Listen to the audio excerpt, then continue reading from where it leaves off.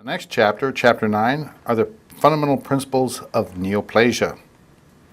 When we talk about neoplasia, we have to define it in the following way, because this is critical, because they'd love to ask about neoplasias on the USMLE. These will be the guiding principles that when you go through the various organ systems, you should always apply, and what is unique about each organ system when a neoplastic process arises will give the characteristic clinical signs and symptoms, and obviously will be related to the prognosis and underlying complications associated with neoplasia. So how do we define neoplasia?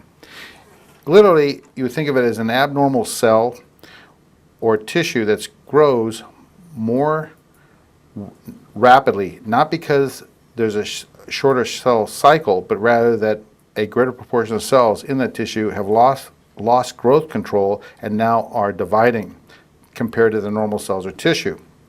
And as a function of time are acquiring multiple genetic changes.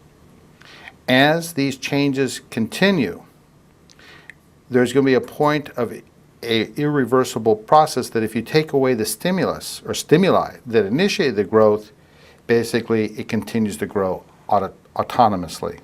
So that's why when you think of neoplasia, it's basically antisocial behavior at the cellular level, or anarchy, cellular anarchy.